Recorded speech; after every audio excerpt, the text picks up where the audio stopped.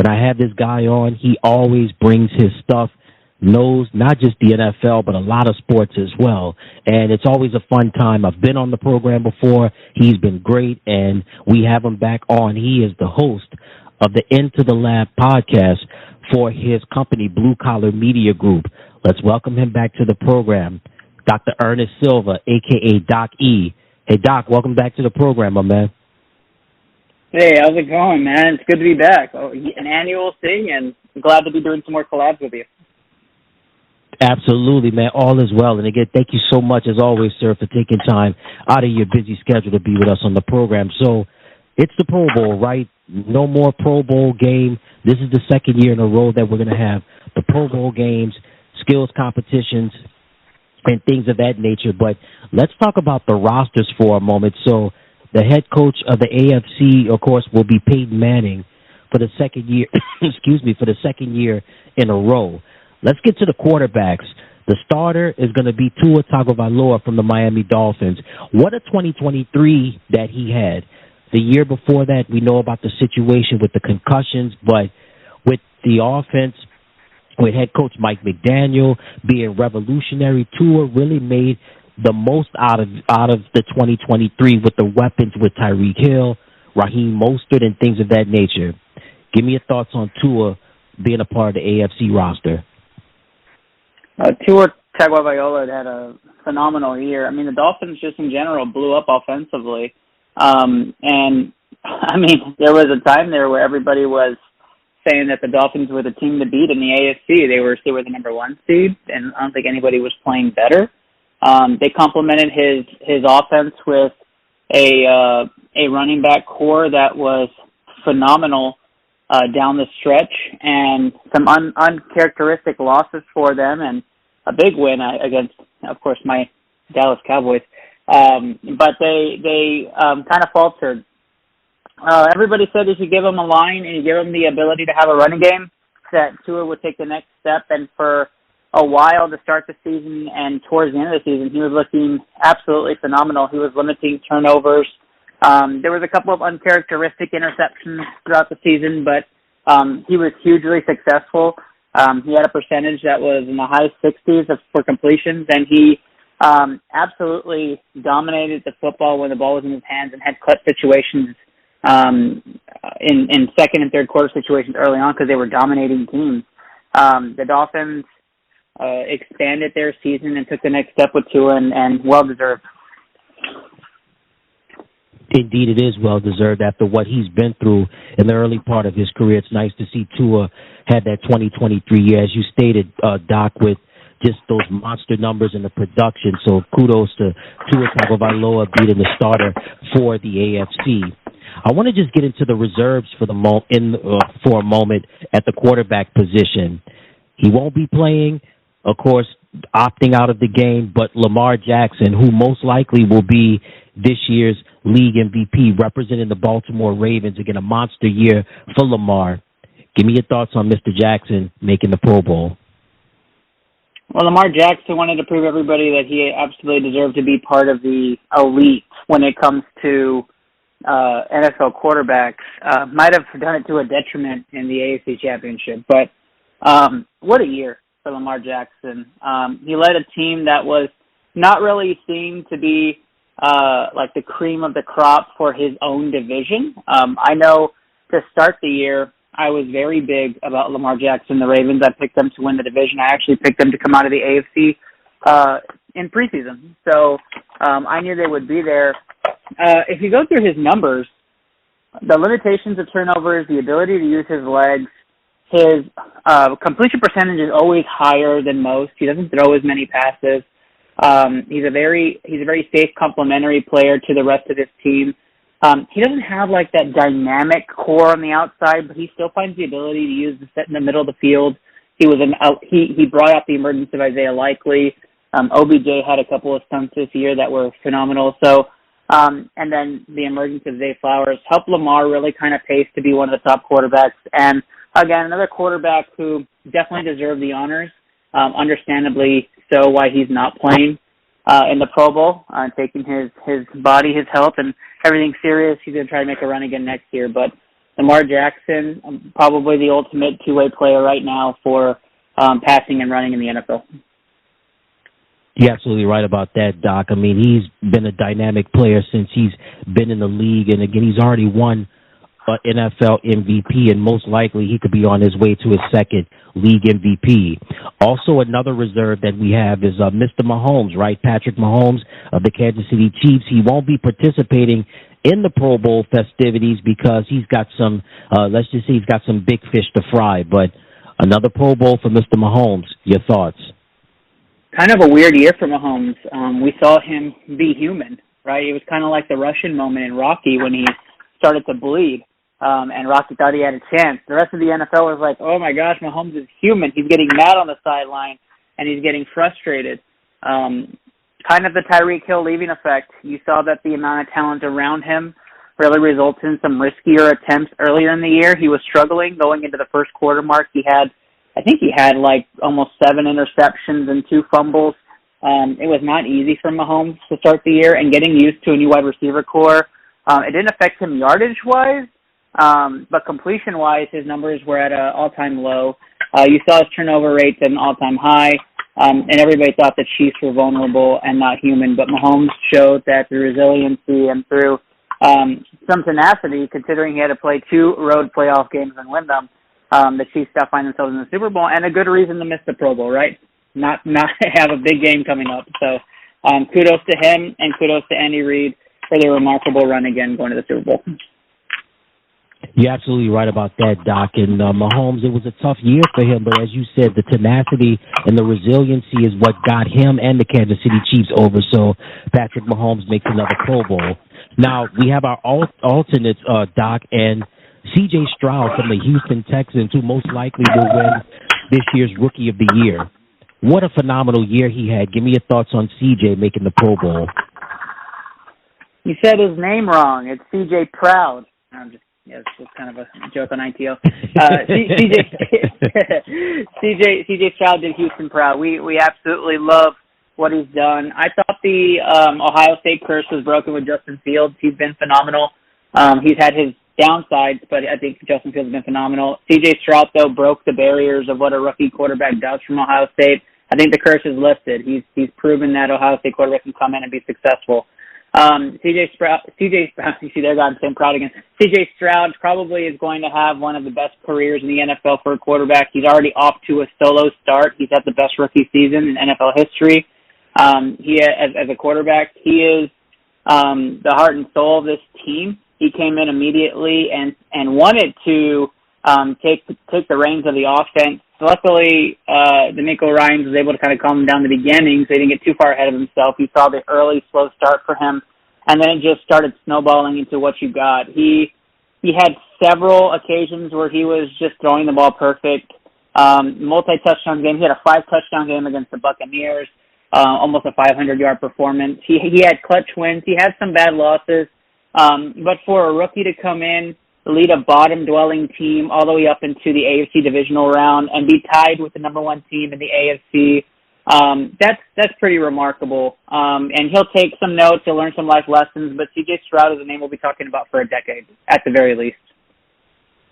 Oh, man, C.J. Stroud is shaping up to be a once-in-a-lifetime talent. As you said, Doc, the next decade or so, man, the Houston Texans and really the NFL is going to be in really good hands at the quarterback position. So C.J. Stroud from the Houston Texans is one of the alternates. And we have our last alternate. You talk about mullets? Yeah, from the Indianapolis Colts. Gardner Minshew. Minshew Mania was alive and well in Indianapolis this year. And kudos to Shane Steichen in his first year as the head coach of the Indianapolis Colts was able not only to rally the troops on the offensive side with Jonathan Taylor, but Gardner Minshew, considering with Anthony Richardson being hurt, but Gardner Minshew selected to the Pro Bowl as an alternate. Your thoughts on Gardner? Yeah, Minshew Mania was crazy this year. We got to see Indianapolis rise from the dead.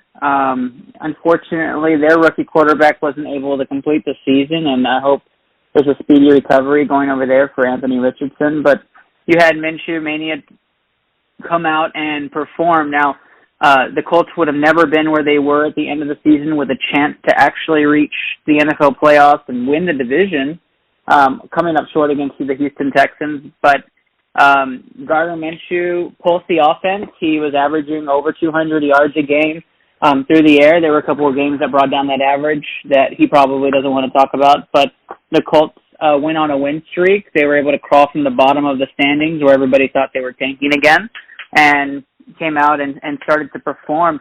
The loss of Jonathan Taylor, the loss of Anthony Richardson, you would probably be saying this is a lottery team or a team coming out and trying to pick the number one pick overall like the Bears. But no, they weren't. The Colts were there fighting, and that wasn't the finish they wanted. And Minshew Mania was alive and well, and you see his crazy stare downs. But one of the most efficient backups in the league that's getting the good honor of the AFC roster, and kudos to him for busting through the barrier of the stigma that backup quarterbacks don't belong behind center all the time. He really did show out this year again. Absolutely. And again, congratulations to Gardner Minshew from the Indianapolis Colts making the Pro Bowl. All right, Doc, let's move over to the running back position, and the starter. We mentioned his name earlier, Raheem Mostert from the Miami Dolphins. What a monster year that Raheem had for the Dolphins. He really complimented Tua and Tyreek and the rest of that high-powered Dolphins offense, of course, with Mike McDaniel at the helm as the head coach. And Raheem showed signs of when we first got to know him when he was in San Francisco, and he's taken that talent down to South Beach. Give me your thoughts on Raheem making the Pro Bowl. Yeah, absolutely. Whenever you have a 1,000-yard season as a running back, you take that as a win. That was always a standard. And considering that he was fighting with Devon Achane, who also had a monstrous year himself for just snaps and overall consistency, you could tell through adversity that Raheem Mostert's well-deserved of having a spot on the AFC Pro Bowl roster. Several games where he was nearing the century mark, but because they were winning by so much or they didn't need to run the ball at the end of the game, he was kind of held back. And again, splitting carries with Devon Achane doesn't do it. But every time Mostert had the ball, unit was going for 3 to 5 yards. And in the NFL, there's a number you always consider, and it's 3.4. As long as you're getting 3.4 yards per carry, you're never going to stop getting first downs. And so at the Texas high school level, that's the number they write on the board. That's the number you strive for as a program. He averages 4.8 yards a carry. He averaged that throughout the season at a pretty remarkable rate. And if you check out all of his games, you'll see a lot of 3.9, 4. I mean, just monstrous year where he had the ball, he was gaining close to 4 to 7 yards per carry. And that's just remarkable. So huge year for him. And hopefully we see a lot of great things in Miami going forward. Absolutely, man. It was fun watching that Dolphins offense this year with Tua and Tyreek and, of course, Raheem Mostert, who will be the starting running back for the AFC. All right, let's get to the reserves now, Doc. So we've got James Cook from the Buffalo Bills. You know, I know you've been paying attention to this with Buffalo still trying to, since the Josh Allen era has begun, running back, trying to find that steady presence at the running back position. This year could be the year that James Cook may be the long-term answer. He handled his business this year with the Buffalo Bills. Your thoughts on James making the Pro Bowl? I really felt like he was always the answer. I think they needed to change the scenery up at the coaching position, and then when they do, here comes this breakaway James Cook. He always had this burst of speed and this monstrosity of running the ball. He's had a fumbling problem. That's like no mystery to anybody. So that's not nobody's doubting that. But it wasn't until the change at offensive coordinator that we really see James Cook start to cook. And the midway point of the year, he started playing like a Pro Bowl running back. And Buffalo now can build an offense that's going to be less risky around Josh Allen and more around the ground game and a mixture of running and passing attacks going forward. Remarkable 4.7 yards per carry. Still had business in the passing game. He's ended just a little north of 40 catches this year, and 1,100 yards on the ground. So James Cook did everything he had to. It almost looked a little bit like his brother the second half of the year. Yeah, absolutely. You're right about that, and we can't forget that his brother is Dalvin Cook, who played for the New York Jets and the Baltimore Ravens this year. But James Cook headed to the Pro Bowl as a reserve representing the Buffalo Bills. And then our last running back that we have, you talk about what a career that he had with the Tennessee Titans. Most likely it was his last year with the Titans. Derrick Henry, you talk about the definition of what an NFL running back is all about, the power, the speed, the strength. Everything you would ask for, Derrick Henry is your quintessential running back, making another Pro Bowl. Give me your thoughts on Derrick headed back to the Pro Bowl. And Derrick Henry never rushed for less than 10 times this season in a game. He averaged 4.2 yards per carry. If you had him in fantasy, you were very frustrated because you were like, where are my points? But he was just the workhorse and the bell cow for the offense. You saw him starting to lose some touches to the rookie sensation that they drafted. And now Derrick Henry's a mystery. Where does he play next year? Crosses the 1,100-yard mark for the season, was involved in the passing game, at least to a small extent, for what the Tennessee Titans like to do. But think about this. Derrick Henry, in a year where we really didn't hear a lot about Derrick Henry, he had games where he had 22 carries and 122 yards, 22 carries and 101 yards, 19 carries and 153 yards.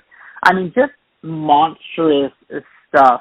And against opponents who are not, shellacks on defense. The Bengals, the Jaguars, the Falcons, teams known to stop the run.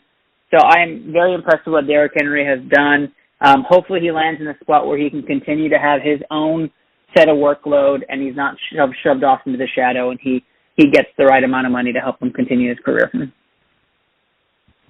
Absolutely. Wherever he goes, he is going to be sought after. We know that the NFL is a quarterback's league, but Derrick Henry is one of those running backs that is deserving of the money. He's consistent, and just year in and year out, you get the production from him. So that takes care of our running backs.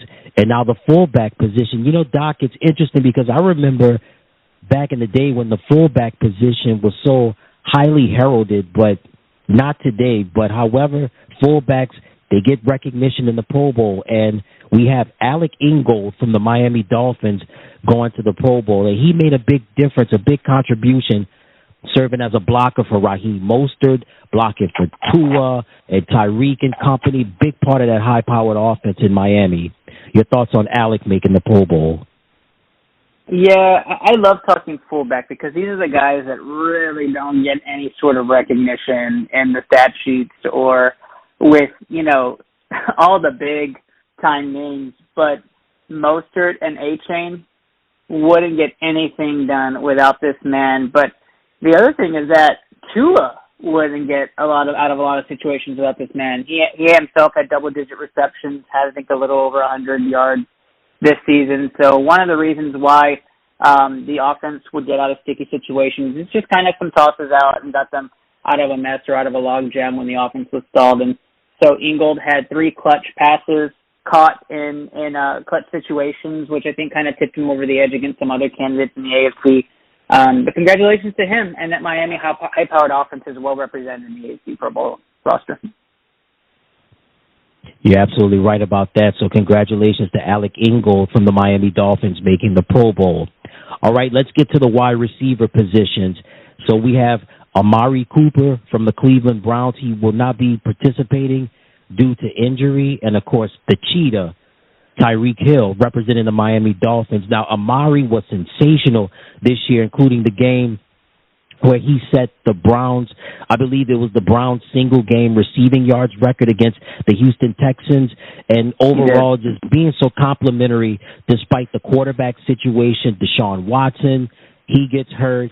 Then they have a brief period with DTR, Dorian Thompson-Robinson. Then you have a brief period with P.J. Walker. Then when Joe Flacco gets in the mix, Amari just continued to shine, and those numbers went up even more. And Tyreek Hill, what can you say about Tyreek, right? The Cheetah could be the fastest player, is the fastest player in the NFL, part of that high-powered offense with Miami. Give me your thoughts on Tyreek and Amari making the Pro Bowl. I love Amari Cooper. I've always loved Amari Cooper. Once the Cowboy is a Cowboy, I root for him even when, the Cowboys aren't playing, and I watch Browns games just because of him. I wouldn't watch Browns games if he wasn't on there. But I do because of him. So I love seeing his success, especially watching him come back to Texas and show off what he can still do. But Amari Cooper would tell you that he probably didn't expect the year he had. There was some injuries in the offseason that we thought would probably affect him and his early season production. He came out the gate a little stale and then took off, right? As soon as you saw him get healthy, his target rates were through the roof, highest target rates he ever had. He had his lowest touchdown production that he's ever had in his career. However, on the games where he had impacts, you said it, right? Against Houston, 11 catches, 265 yards. Against the Bears, 4 catches, 109 yards. Against the Cardinals, 5 catches, 139 yards. Against the Niners, 4 catches, 108 yards. I mean, he was just sensational. You go down the list, he is doing phenomenal things there in Cleveland, and he plays his cards right. He'll end up getting a lengthy extension throughout the rest of his career there in Cleveland. But there's going to be some questions as to what happens next and what the future is there with Deshaun Watson. And so hopefully Amari ends up on the right side of things and doesn't end up falling in the shadows. All right, and then Tyreek Hill from. Yeah, I was about to go there. Yeah, Tyreek Hill, just a monster, right? You can't keep up with him. You got to find him as soon as he breaks out of his cuts. Tyreek Hill might be one of the most influential wide receivers we have in this generation of NFL wideouts, and that says a lot because there are phenomenal wideouts that are playing the position right now. Wherever he goes, he's a monster. Sometimes he just earns 60 yards and a touchdown off of one play, and for fantasy purposes, you're ecstatic. As a team watching that, you're like, how do we cover this guy? And the answer is double, triple coverage, and just play your wrist right with single coverage if you can on downs you know they're not going to throw or downs that you can get to the quarterback fast enough. Tyreek Hill had games this year, and I won't go too much into them, but as you can imagine, just through the roof. He had over 7 games that were above 8 catches. That's crazy. He was over the century mark and cruising to 2,000, almost 2,000 yards this season. And I really thought there was nothing that could stop him. Felt very much like Justin Jefferson a couple years back. So Tyreek Hill on this list, like all the other Miami Dolphins, offensively, they were just unstoppable. You're absolutely right about what you said about Amari. And, of course, Tyreek is a game changer, and he's at the peak of his powers right now. He's totally unstoppable, no signs of slowing down anytime soon.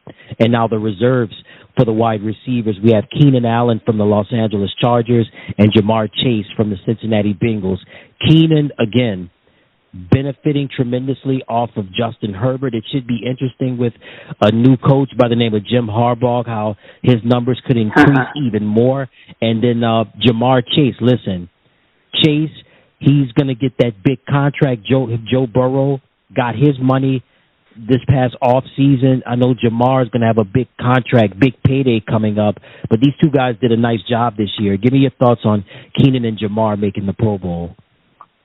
Keenan Allen had one of the quietest 1,200-yard seasons that I've ever heard of. He also, I think the Chargers, for amount of off-season news that they had the quietest season in a long time. Through injuries, Justin Herbert and the rest of the team had to battle through that. Even Keenan Allen had to battle without Justin Herbert for some of the year. He still posted numbers like 11-175, 10-116, and 14-106 through that time with multiple touchdowns. Had a great year. Still low production on touchdowns. Wide receivers as a whole really kind of went down on touchdowns. The tight end position almost went up 30%, and the running back position went up 15%. So wide receivers kind of took a turn down in the red zone and scoring situations, but yardage and pulse in the offense, so much. The screenplays for wide receivers went up 42%, and a large part of that, Keenan Allen and others, Tyler Lockett and players of that regime come in and CeeDee Lamb and get these high volume screenplays, and so kudos to Keenan Allen. As for Jamar Chase, kind of a soap opera year, right? Lots of drama. Had games where he was kind of MIA, and then had games where he was unstoppable. In games where they really needed wins and production, he would show up. And games at the end of the season, you were kind of looking, where are you? And I do think injuries played into that. I think he's healthy enough to go and play in the Pro Bowl and do some of the skills challenge. But look for him to have a rebound, what we would call probably a rebound year next year with a full throttle offense. That being said, I don't want to belittle the meaning of Jamar Chase in a down year where we say, oh, he only had 100 catches. He still had 1,200 yards. Wide receivers would kill to have that production regularly or say that's my down year, and that's Jamar Chase. That's why he's elite, and that's why he's on the Pro Bowl roster. So more stupendous years of Jamar Chase to come.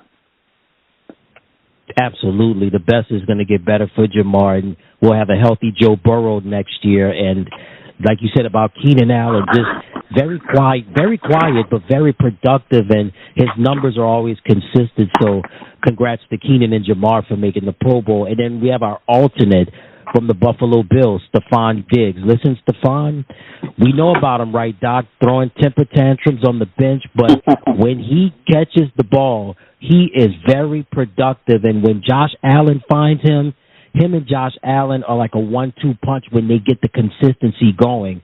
Stephon Diggs is an alternate. He makes another Pro Bowl. Give me your thoughts on Stephon making the team. When you utilize Stephon Diggs, you really start to see how productive and how elite he is. I think the emergence of James Cook and Dalton Kincaid and the new offense kind of hindered some of the growth and regular development of Stephon Diggs in the second half of the year. So, I can't say enough great things about Stephon Diggs. I also have ties to him with the Cowboys, with Trayvon Diggs, even though we lost him for the season as well. Just kind of hard times for the Diggs family as Stephon was going through his own things.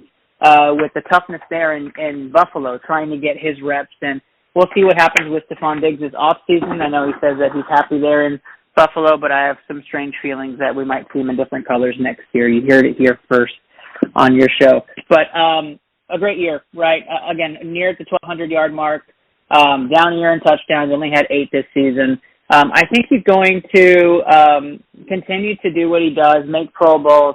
I know he's an alternate this year, but with the passing production kind of down for Josh Allen and the Bills and turnover rate still up, you saw Stephon kind of suffer from that and Gabe Davis suffer from that. And you saw other players emerge. So he'll continue to do great things, just maybe in a different conference next year.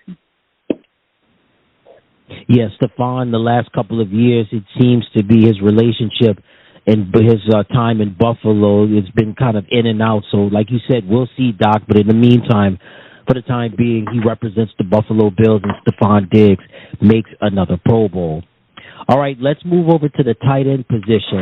And the starter will be Travis Kelce, representing the Kansas City Chiefs. And let's just say Mr. Kelce's got some big fish to fry. He also got a lot of attention for some interesting reasons. Give me your thoughts on Travis making the Pro Bowl.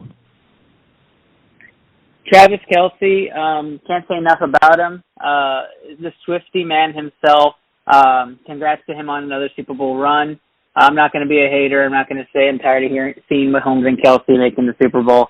I'm all about it. I want to see legends created in our era of football watching. So big shout out to him. We did see uncharacteristic things from Travis Kelce this year. His mind may have been elsewhere. If anybody's dating Taylor Swift, I'm sure your mind's not only on your career at that time. So, I mean, kudos to him for doing the numbers that he was doing while having a social life and living his life. So Travis Kelce still put up monster numbers in games. There were games where he was very MIA but made it up with touchdowns. But Travis Kelce was really the most consistent Chief when it came to catching the ball, even when Rashee Rice was making his turn up at the end of the season for the Chiefs. Going into the playoffs, you saw it. It was Mahomes Kelce all over again and looked vintage Chiefs. And you'll see that in the Super Bowl again as the Chiefs take on the Niners. But a great run for Kelce in another season where he's representing the AFC. Absolutely. And again, Travis is just in his prime right now, the peak of his powers at the tight end position. All right, let's go to the reserve position now. And one of my favorite players, especially this year, representing the Cleveland Browns, David Njoku. He had a monster year this year. Again, similar to Amari Cooper, went through the musical chairs of quarterbacks. Deshaun Watson, Dorian Thompson-Robinson, P.J. Walker, and then him and Joe Flacco really developed the chemistry, and he got hot in some big games, especially down the stretch. Give me your thoughts on David making the Pro Bowl. Yeah, David Njoku was one of my Pro Bowl roster pre-selections for the year, so I fortune told this one, but I also told people he would finish as a top 5 fantasy tight end and I didn't lie there either. I think Njoku and Watson is like a match made in heaven. Watson likes to attack the tight end position with about 40% of his passes. When he was in Houston, his average was about 44% to the tight end. So when Njoku and Watson got matched, I knew it was a match in heaven. When Watson did not perform and went down ultimately for the year, I worried about Njoku's production and how that would go.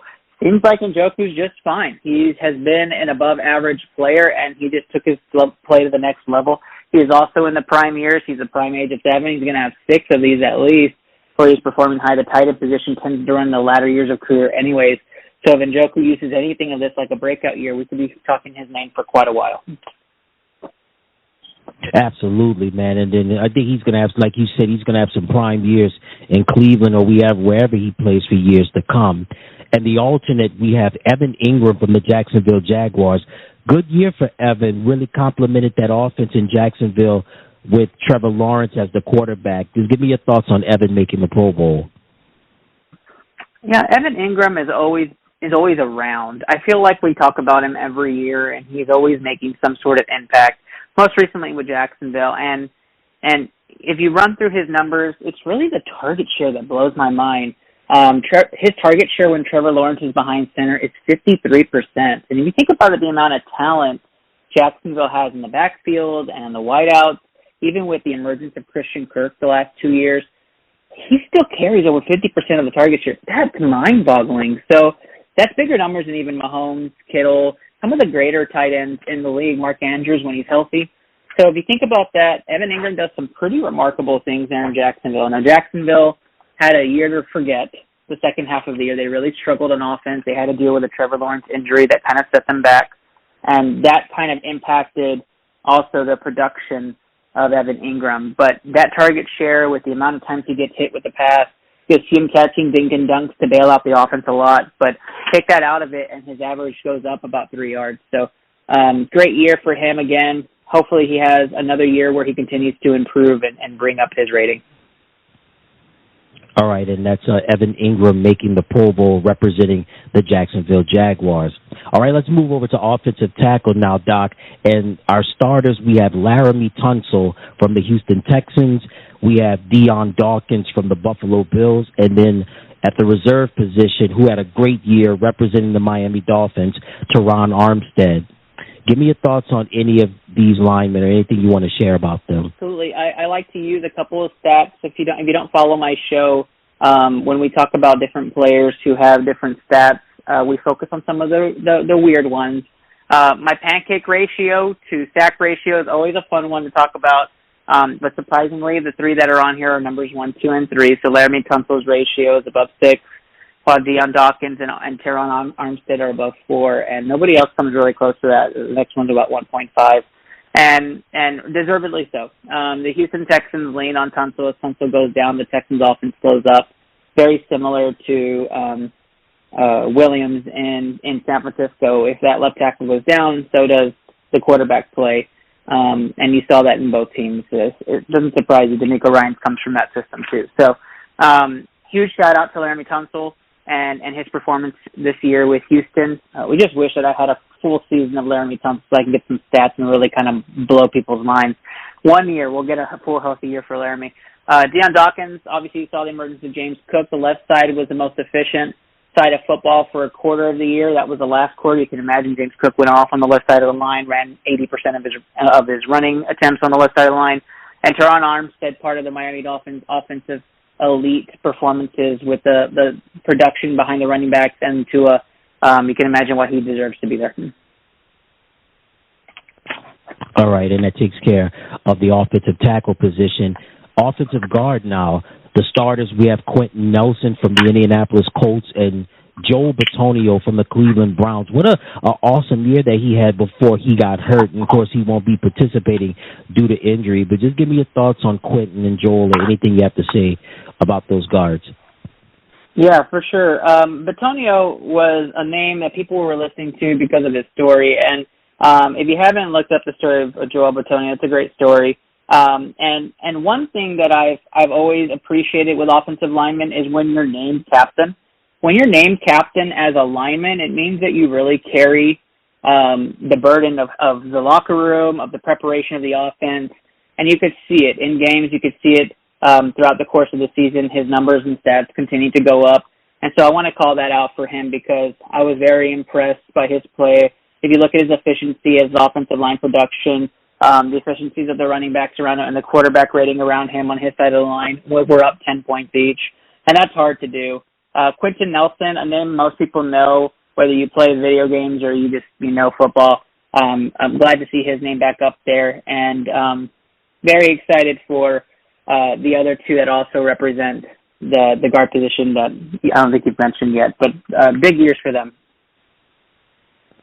All right, and then we have our reserve, Joe Tooney from the Kansas City Chiefs. Of course, he won't be playing or participating because, again, he's handling some bigger business. And then we have our alternates, Wyatt Teller from the Cleveland Browns, another monster year for him. And then Kevin Zeitler from the Baltimore Ravens. So anything you have to say for as far as with Joe, Wyatt, and Kevin? Yeah, what could Joe be doing that he can't make the Pro Bowl? Jeez. Golly. Just kidding. He's playing the Super Bowl, so congratulations to him. Look forward to seeing him in there. The Chiefs obviously had struggles this year, but it wasn't at his position. The guard position did well in the interior. It was really guarding the edge that they had struggles with. So I'm glad to see Joe Tooney back in there, which was a huge piece that they added. I think in the offseason last year, I thought was going to be major impacts, but it wasn't as fruitious as we thought. So glad to see his name. Replacing him, though, with Kevin Zeitler, great piece of specimen, right? Like, he is just a monster on the inside and a big piece why the Baltimore Ravens can run so efficiently. So glad to see him in there and get his Pro Bowl appearance. All right, and that takes care of the offensive guards. And let's take care of the last position on the offense, which is the center position. So the starter is going to be Creed Humphrey from the Kansas City Chiefs. Again, not participating because, hey, he's got bigger business to deal with. And then we have our reserve from the Baltimore Ravens, Tyler Linderbaum. And then we have our alternate, which is Ryan Kelly from the Indianapolis Colts. Just give me your thoughts on any of these gentlemen making the roster. Yeah, fun fact. So congrats to Creed Humphrey. I like to always shout out. You'll hear it over and over again. I shout out Super Bowl teams. You earn it, you're going to get the praise. Shout out to him and the Kansas City Chiefs again. Can't speak wonders about them. Tyler Linderbaum, one of the greatest leaders on the offensive line, reminds me a lot of some of the early days of some of the, what's his name, Olin Kreutz. I don't know if you're familiar with Olin Kreutz, a former Chicago Bear who led his team to the Super Bowl as well. But they actually create audible plays at the line and control the line front, and he's one of the few that still do it. So Linderbaum's one of the vets that continue to perform at a high level and control line audibles. I love to talk about Ryan Kelly a little bit because you may not know this, but when Anthony Richardson started in the quarterback position, he didn't know audible plays. He didn't give him the full permission to do it. So Brian Kelly would actually have audible permissions, and when Gardner Minshew took over, he kept them. Gardner let him have it. And so I really like seeing him on here and giving that fun fact to people because not many centers have audible permissions. He didn't do it often, from what I understand. From some of the early interviews and stuff, he said he only did it 4 times this year. But to have trust like that for a center is pretty cool. Absolutely, and that takes care of the offense for the AFC. Let's move over to the defense now, Doc, and let's start off with defensive ends. And this is talent upon talent. The starters are going to be Myles Garrett, representing the Cleveland Browns. What can you say about Myles, right? Tall, strong, athletic, was just a disruptor this year for the Cleveland Browns. And then we have Max Crosby from the Las Vegas Raiders, but he won't be participating due to injury. Give me your thoughts on Myles and Max making the Pro Bowl. I mean, those are the guys are some of the amazing talents in the AFC. I don't think if you watch any Raiders games this year, which I'm sure you did, you saw them get pulverized. You saw them go through some of the crazy comebacks as the head coaching carousel continued in Las Vegas. But Max Crosby is a demon on the field. If you watch it, he's broken through the line within 2 seconds. It reminds me of the Watts and the Parsons of the world, the way he has his speed and his strength. I just think he's a monster. So huge shout out to him going through the turmoil, playing Raider football and showcasing his team. he had some double-digit performances when it came to tackles for loss, as well as creating fumbles. So big shout out for him making his impact. He led the league in rushes on the quarterback. Myles Garrett is still, after all the scrutiny and all the issues he's gone through, still leads the league in pursuits and tackles, still leading the league in amount of snaps played at the defensive end position. And if you watch him on the field, you'll know. Texas A&M product, I couldn't be prouder. I don't care if I root for the score or not. If it's a Texas product, I love it. Why I love watching Mahomes continue to get his Super Bowl run. So huge shout out to Myles Garrett. The Browns team, I think, really outperformed all the situational football that they had to go through on the field and off the field. So very happy to see his name on there, and excited to talk a little bit more about the alternate as well. Absolutely, and the reserve defensive end is going to be Trey Hendrickson from the Cincinnati Bengals. Again, another solid year for him. And the alternate, what a year, what a rookie campaign for Will Anderson Jr. from the Houston Texans, who most likely could win Defensive Rookie of the Year this year. Give me your thoughts on Trey and Will making the Pro Bowl. Trey Hendrickson, fantastic year. I can't say enough about him. He came and played his football out of Florida Atlantic. I loved him as a product. I wanted him to go to a couple of Southern teams that didn't get him, but nonetheless, Cincinnati took their shot with him. He's been phenomenal since he's been in the league. He's in his prime, 29 years old. In this season, 43 tackles, 15 assists. He really was just a tear in sacks. He almost had 18 sacks this year. Gotta love it, right? That is elite football at that position. And big shout out to the belief the Bengals had in him when they drafted him, and the development that he's had since he's been on the team. Obviously, I'm too hyped to talk about the next guy. To me, the defensive rookie of the year, Will Anderson, just absolutely performed phenomenal this year. If you watch some of the highlights, he's only 22. They went up and drafted him. They wanted to showcase his abilities, and they made him that captain on the defense for a reason. Like, he is the guy that pulses that defense. If you watch Texans football at all, you saw that he was in every single play. He was the pulse. He was audibly. He was performing at a very elite level. He'll be a name that we talk about for years, barring injury. And then he's known this year for that miraculous special teams play where he got to block the field goal and take that thing back to the house. So a lot of players spend their whole entire careers not having a moment like that, and year one gave it to him. So I expect big things from him for here to come. Absolutely. Will Anderson Jr. had a fantastic rookie campaign for the Houston Texans that takes care of the defensive ends. All right, let's move over to the defensive tackle position. Chris Jones from the Kansas City Chiefs and Quinnen Williams from the New York Jets are the starters. Chris, we know he won't be playing because he's trying to cash a bigger check. And Quinnen Williams, under that defense, of course, with Robert Saleh as the head coach, we know the Jets' MO. Of course, Aaron Rodgers suffered that season-ending injury, so they became primarily a defensive team. But Quinnen Williams was very productive this year. Give me your thoughts on Chris and Quinnen making the team. Chris Jones is probably the best defensive lineman in the league. I've said it. Nobody can tell me otherwise. I think he plays the interior and exterior like I feel like I'm watching a piano player just perform. It's beautiful. There are some plays where I'm just not sure why are they even line up. They should just give him 5 yards back and give the sack to Chris Jones. So big shout out to him. Good luck to him this weekend. Quinnen Williams leads the league in snaps, and it doesn't happen often because he's usually injury-riddled. I'm very excited to see his name on here. He deserves it. If you play the year, you deserve to play in the big game if you have elite numbers. Quinnen Williams probably second to none in the North, and I'm excited to see the future there in New York, depending on what happens with A-Rod. Absolutely. Chris and Quinnen are definitely deserving of those selections.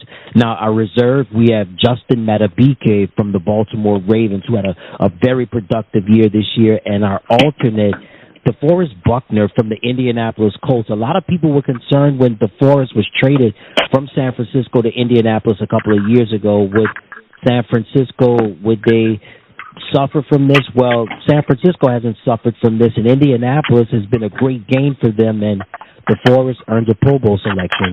Give me your thoughts on Justin and DeForest making the Pro Bowl. Yeah, so on Justin, right, from the, I always mess up his last name, but for Justin and the Ravens, I think that was, they've been a force for a while. I don't have much on the stats of these gentlemen. All I want to say is that they're actually 1-2 in snap to tackle ratio, and it's probably what led to them getting their Pro Bowl selection. DeForest Buckner hasn't skipped a beat. He's actually been quite phenomenal there in Indy. He's a big reason why they were still in it in the end. And if you could take key pieces out of either team and say, are they going to be more successful or less successful, these two pieces on their teams are super important. The Ravens have not won a game without, I'm going to do it, Madubuike being on the field, and the Indianapolis Colts, when DeForest Buckner did not finish both games, didn't win either. So obviously vital pieces to winning. All right, and that takes care of the defensive tackle position. Let's move over to the outside linebacker position. T.J. Watt from the Pittsburgh Steelers and Khalil Mack from the Los Angeles Chargers. Both are the starters, but will not participate due to injury.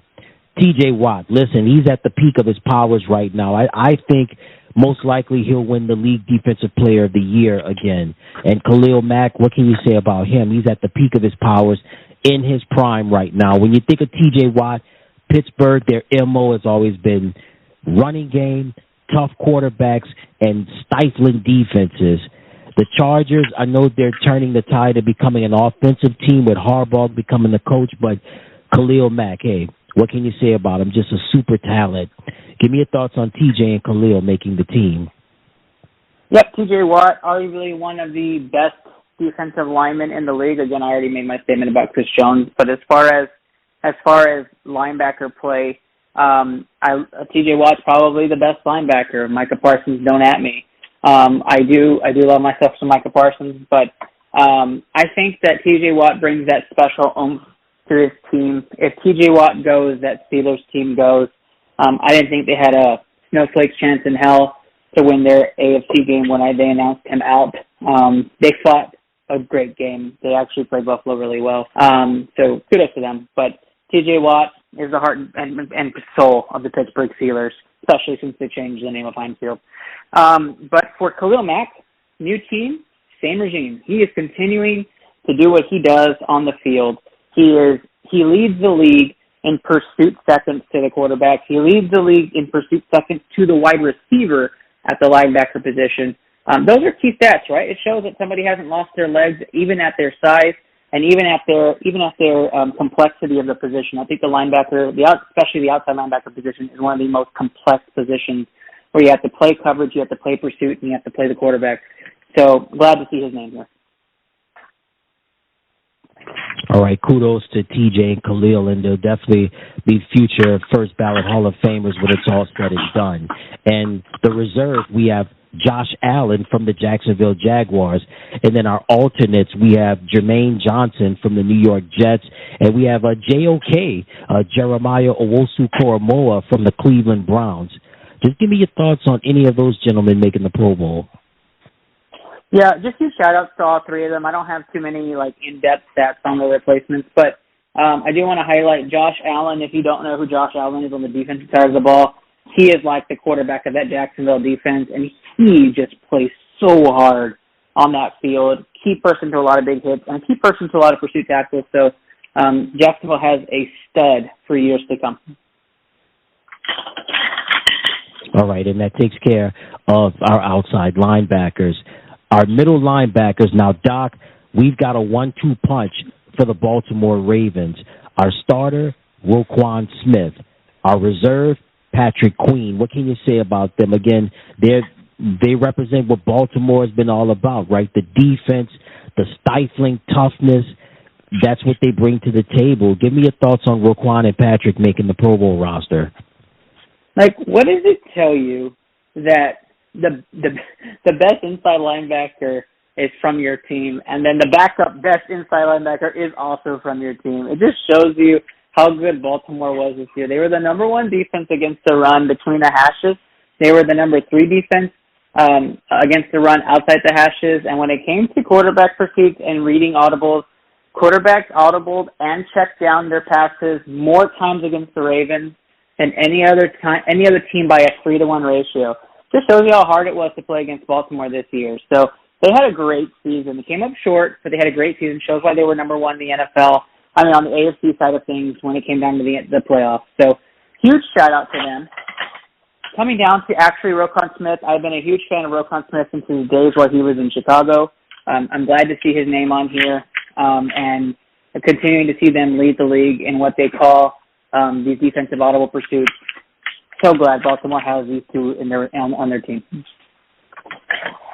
Absolutely. Big ups to congratulations to Roquan Smith and Patrick Queen for making the Pro Bowl. All right, let's move over now to the cornerbacks. And I got to tell you, Doc, these 4 gentlemen had a fantastic year.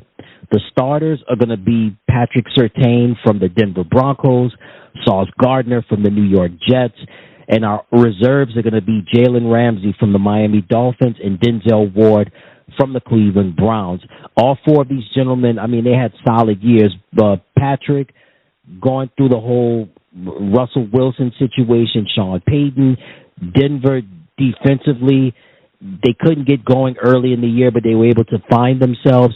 Sauce Gardner, what can you say about the Jets, right? Aaron Rodgers went down.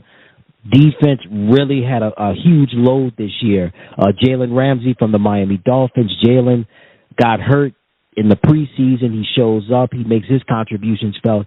Denzel Ward, one of the hardest hitters in the league representing the Cleveland Browns. Just give me your thoughts on any of these gentlemen making the Pro Bowl. Yeah, when it comes to the alternates with Jalen Ramsey and Denzel Ward, I don't think there's 2 more impactful defensive backs and islands, close to islands that you have, other than the 2 that were named to the Pro Bowl. So I think they got the 4 right in the AFC. I love the way that these players play. Jalen Ramsey with new thread showing off why he's the guy there in Miami a couple years now.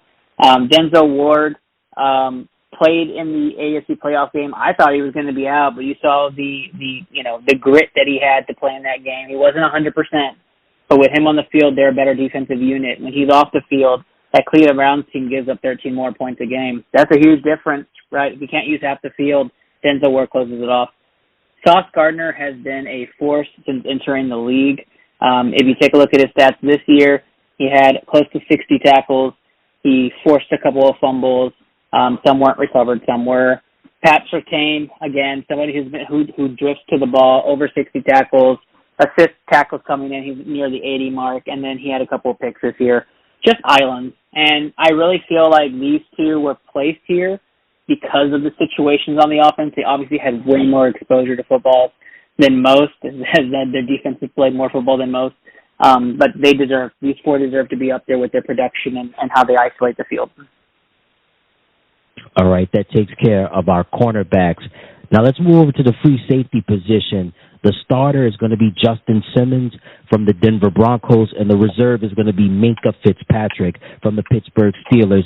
Minkah battled injuries this year, but when he played, when he was healthy, he was very productive. And Justin Simmons was just everywhere this year for the Denver defense. You could say he was really the captain of that defense when it came to tackles, interceptions, just the vocal leadership, and he was there in every step of the way with all of the craziness that was happening with the Broncos this year.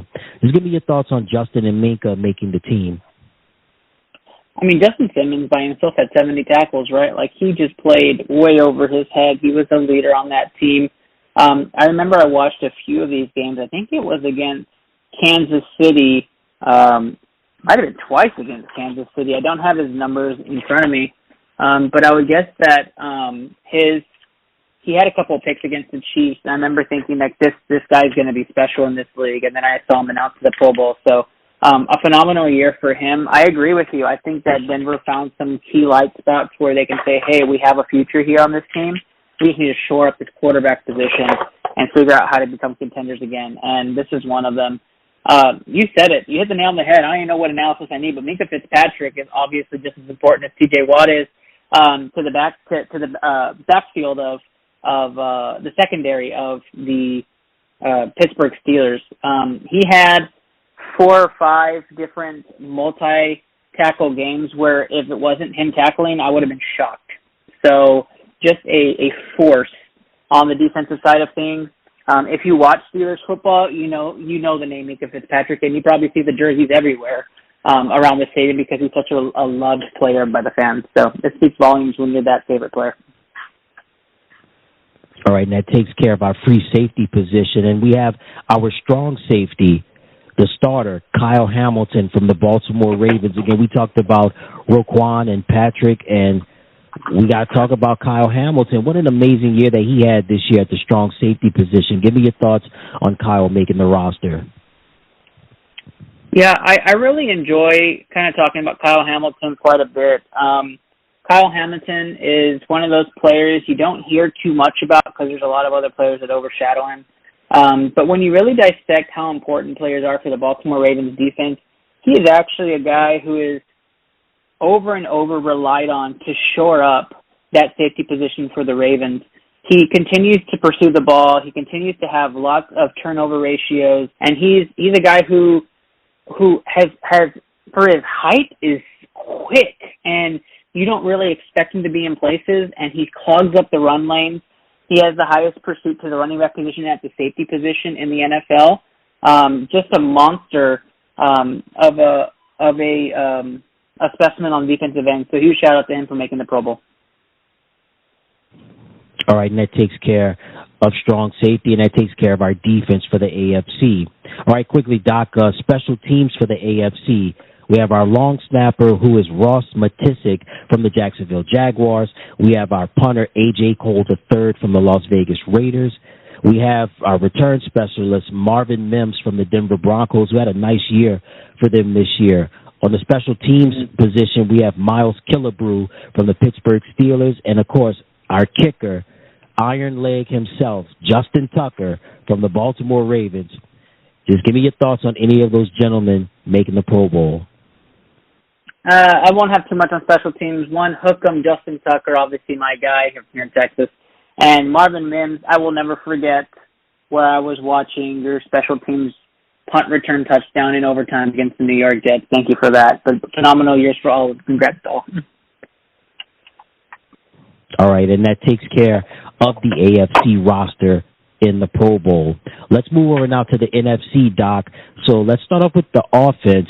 At the quarterback position, our starter is going to be Brock Purdy from the San Francisco 49ers. Now, Brock won't be participating because he's trying to put together a pretty good plan to win the Lombardi. So give me your thoughts on Brock being selected to the Pro Bowl. There were 3 really bad games for Brock Purdy this year, and in those 3 games, it really slandered his name. He's doing things that most quarterbacks don't really get to dream of in the NFL by playing at an elite level. You're seeing it in the playoffs, too. But Brock Purdy, when he has a left tackle, is probably one of the best quarterbacks in the NFL. He's shown that. And he has the Niners. Mr. Irrelevant has the Niners in the Super Bowl. I don't know how many times a Mr. Irrelevant's going to win a Super Bowl in my lifetime, but I'm very glad to be watching it. And who knows, we may be watching that come next Sunday. Yeah, it's almost like as far as the Mr. Irrelevant thing goes, Doc, it's almost like lightning in the bottle. You just have to catch it, and you just have to hold on to it and just enjoy it while we have it. And let's move over to the reserves now. These gentlemen will not be playing. They've declined to participate.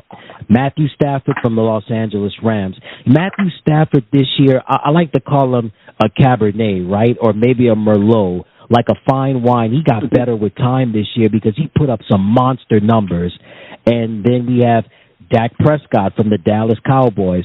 It looked as though Dak may have had a shot of winning the MVP, but that kind of dimmed towards the end of the year, and especially in the wild card game. And, you know, there's questions about with the salary cap. That's another question for another day, another conversation for another day. But I reserve the Dak Prescott and Matthew Stafford. Your thoughts? Yeah, 2 very different guys. I'll start with Matthew Stafford, Texas product out of the Austin area. Been following him his whole career. I was very glad he had another shot to show Detroit what they were missing, but ultimately came up short. Had to survive without Cooper Kupp. A lot of guys in this NFL, including Patrick Mahomes, when you lose your number one receiver and something happens, you try to find the talent around you and bring it out. I think he did a great job bringing out Puka Nacua, and a lot of the other players that are on that team had to step up, including Williams and Higbee. But you saw Matthew Stafford still compete and perform at an elite level. When Cooper Kupp came back, a lot of teams didn't want to play the Rams. The Rams were playing phenomenal elite football. They looked like the team to beat there for a while. From I think about week 12 to week 18, they were looking really unstoppable. So Matthew Stafford still doing so many great things at his age. We have a couple more years of this, I think, before Matt finally says it's done. But I hope he has another year like this and we can see him performing at a high level. Dak Prescott. Gosh, what a roller coaster year for that, right? Dak Prescott, touchdown interception ratio, one of the elite years he's ever had. Most yards in his career. He is playing at the peak of his level. You won't see a better Dak Prescott probably for a couple of years unless they really shore up that offensive line and design plays specifically for his success. I don't see them doing that. Dak Prescott probably led the MVP vote after some key wins in December that don't usually happen for the Cowboys and then just fell off after losing to the Bills and Dolphins. The clutch win against Detroit was probably peak Dak for the year, and then you saw him and what happened against Green Bay in the wild card. I think you hit the nail on the head there. Dak Prescott's contract situation is interesting. Are there teams out there that are going to want to pay him more? Are there teams out there that would want him? And what does that mean for him and the Cowboys in the future? Trey Lance is there behind him. Even though he's playing at such an elite level, Dak Prescott has tons of question marks if can he do it in the clutch. I'm glad he had a great season. Congrats to him on getting the bid. But for a lot of Cowboys fans, it's hard to say Dak is their happy spot right now. So good luck to him. Always questions in Dallas. Never a dull moment, I tell you that. And again, congratulations to Dak Prescott and Matthew Stafford on making the Pro Bowl roster. And then we have our alternates. We have Geno Smith representing the Seattle Seahawks. What a phenomenal year for Baker Mayfield from the Tampa Bay Buccaneers. Could be a candidate for this year's Comeback Player of the Year. And then Jalen Hurts, one of my favorites, representing the Philadelphia Eagles. Tough year for Jalen. Had to go through the whole situation, losing Shane Steichen, having the 1 year with Brian Johnson. That didn't work out, but Jalen was still Jalen. Give me your thoughts on the alternates, those gentlemen making the Pro Bowl. I like the analysis on Jalen Hurts. I struggle to see him as a Pro Bowl player this year. I think in the beginning he had a run, right? I mean, they won the 10 games in a row. One of the better two-way players of the running and the rushing passing attack, probably number 2 or 3 behind Lamar. For me, Baker Mayfield's the story. Baker Mayfield has revitalized himself. He probably is going to earn himself a multi-year contract in Tampa Bay. Tampa Bay looks great. They may lose Mike Evans this offseason. We'll be trying to see what really is Baker Mayfield in Tampa after this season. So we'll have to see what happens there. But what a way to show everybody you still have it, right? You come in there, you show off your completion percentage going up, you show off clutch possessions going up, and if you're a Tampa Bay Buccaneers fan, you feel a little bit better, right, about the years after Tom Brady and what the team had to go through on the turnover side of things. So kudos to you. Geno Smith, it reminds me a lot of the Jalen Hurts conversation. It was a downish year for Geno Smith. The Seahawks were performing pretty well. They were trying to make comebacks after some early on injuries affected their team. And then all of a sudden, Geno and the offense went stagnant. And we saw some turmoil happening with Seattle going into December, what everybody was calling the gauntlet month for most teams. But Seattle missed the playoffs, and that's probably not what they wanted to do this year. And they have some questions in the offseason salary-wise to see if they're going to shore up the defense or the offense. And now, no Pete Carroll. So we'll have to see what that looks like in Seattle going forward. All right, and that takes care of our quarterbacks for the NFC. Let's move over to the running back position now, and our starter is going to be Christian McCaffrey from the San Francisco 49ers because, hey, he won't be participating because he's got to get ready for a game of blackjack, and try to win a Lombardi. So he won't be participating, but Christian McCaffrey, hey, the best back, in my opinion, currently the best running back in the league. Running, receiving, can block. He does it all. Your thoughts on Christian making the Pro Bowl? Yeah, over 65 catches, almost a little over 1,400 yards. The man is unstoppable. He doesn't ever not score touchdowns. I think there was just one game this year he didn't, and he didn't care. When Christian McCaffrey's on the field, you usually have the best team. Carolina is kicking itself for letting him go when he was unhappy. They should have fought a little bit more and tried to fit the system around him, in my opinion. But here we are. Now Christian McCaffrey's back in the Super Bowl and trying to showcase his talent and win, and hopefully win his team this weekend, this upcoming weekend. That they can do it. So, no better running back right now than Christian McCaffrey in the league, and I think he's the evolution similar to Austin Eckler of how the running back position will be for, probably decades to come.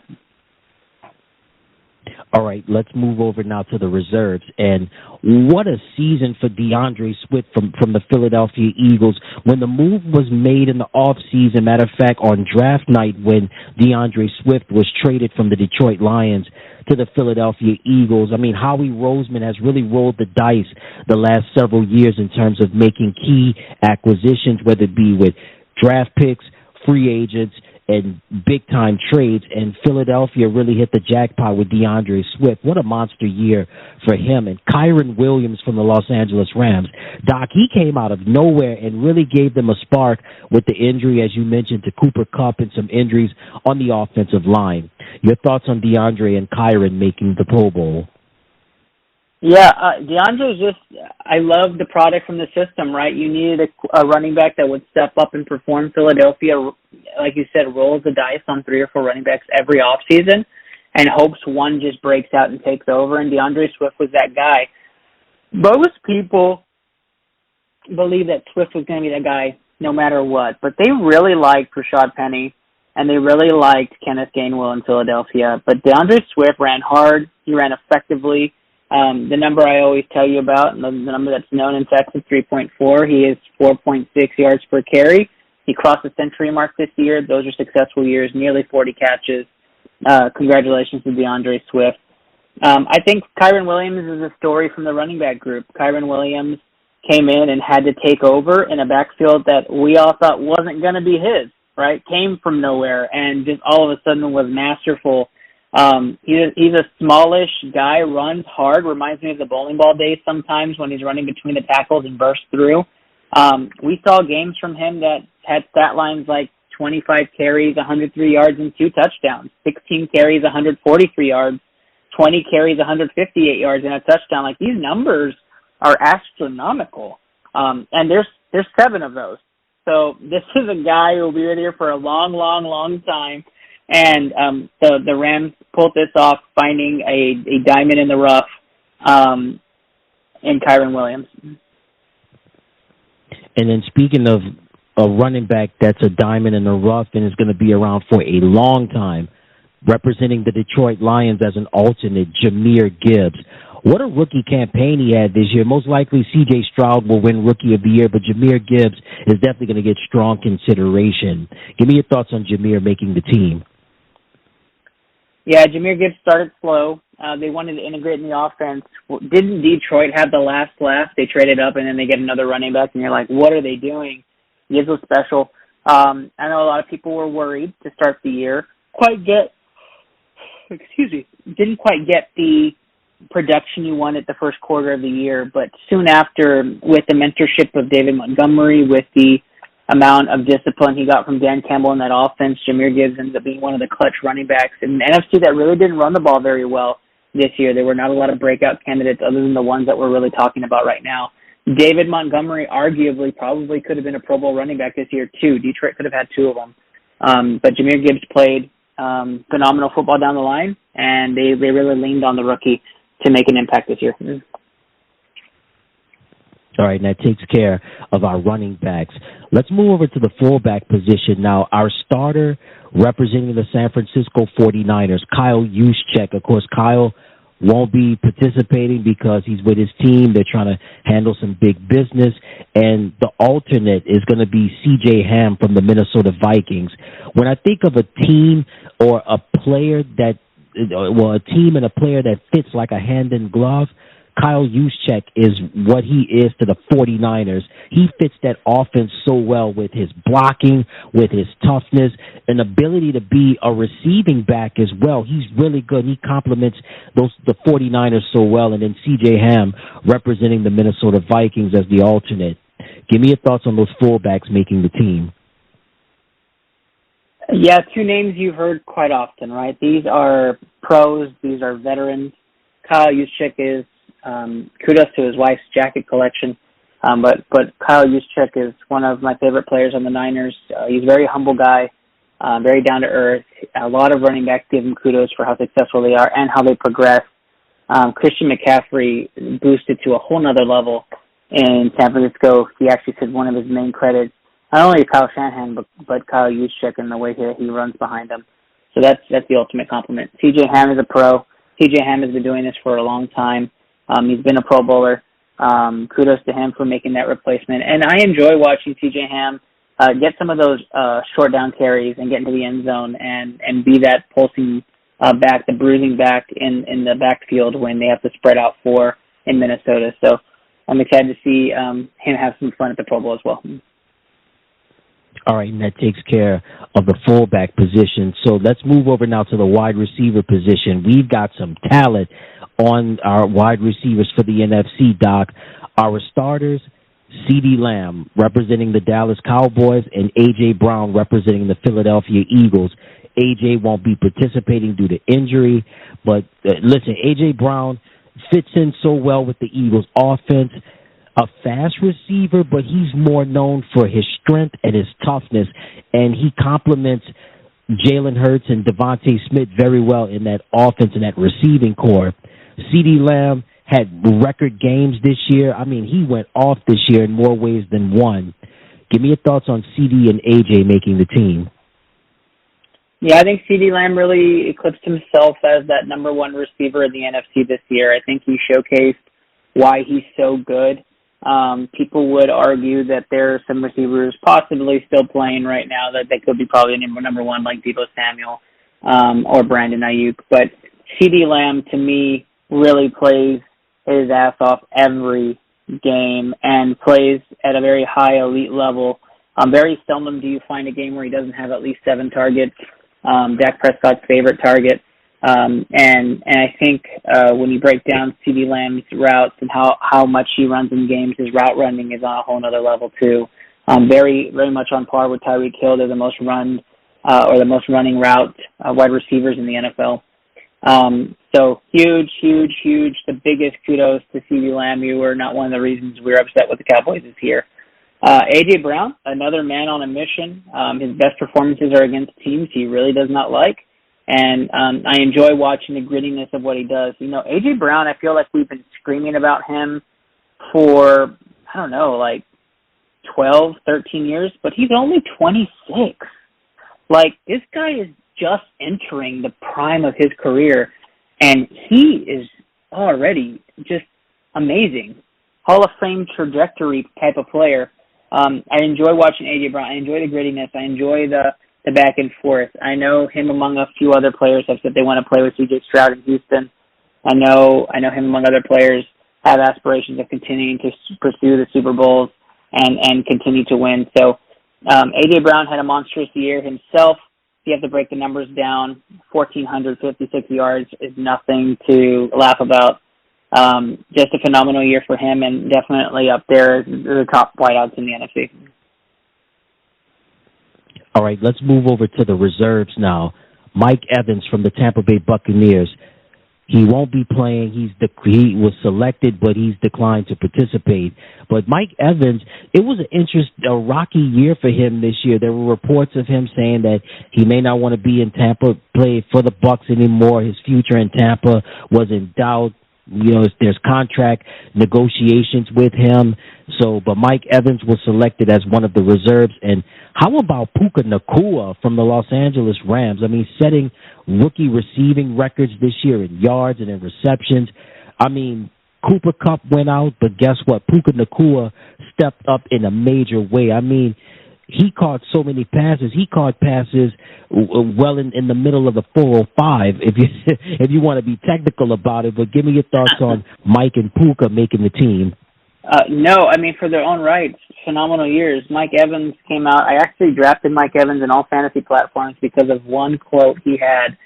Somebody asked him on the sidelines and said, how do you feel about going through another quarterback here in Tampa? And he said, just give me any quarterback. I'll show you I'm the number one receiver in the NFL. And you're going to make that statement. You're obviously got something to prove. And Mike Evans proved it. He was phenomenal this year. He had 13 touchdowns. He was tied for first in the NFL with 13 touchdowns. He had over 1,200 yards. He was in the top 10 for receiving yards. And he was in the top quarter for receptions. I mean, Mike Evans is just on a different level when it comes to the old, big receiver ready to make an impact in the end zone. He is 30. He is chasing more rings. He wants to be on a winning team now, and he doesn't believe that's in Tampa. So where he plays next year will be a huge off-season topic. Obviously, Puka Nacua was one of the most famous storylines of the year, coming from out of nowhere, taking that Cooper Kupp role while he was out, and just blew up teams. I mean, good teams. He usually played his best football against the better teams, but he racked up yards galore, and he's obviously known for his heritage and what he provides on the field. Almost 1,500 yards through the air. He had 6 touchdowns. Great breakout year, and there's going to be a lot of time to come for him. He's only 22, so excited to see what the rest of his career shapes up to be. All right, and then we have our alternates, which are very good. We have DK Metcalf representing the Seattle Seahawks. I mean, DK Metcalf is like a freight train coming at you. I mean, the strength and the toughness, unlike any other, making those tough catches. And one of my favorite receivers, Amon-Ra St. Brown from the Detroit Lions. Listen, what's understood doesn't need to be explained about Amon-Ra. So good, so efficient, a monster year this year, and he's definitely going to be deserving of a big contract in Detroit when it's all said and done. Just give me your thoughts on Amon-Ra and DK making the team.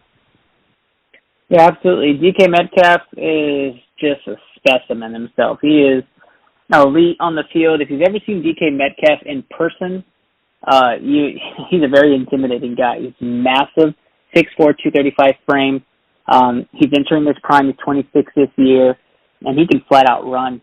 Guy's just a monster. He reminds me of like the LeBron James of the NFL with his build. Was big in touchdowns. He had an 8-touchdown year. Again, touchdowns across the wide receiver board where it's had down this year. And was in the top quarter for receiving yards and his average per catch. And with DK Metcalf, Geno Smith obviously has an easier time throwing up to him.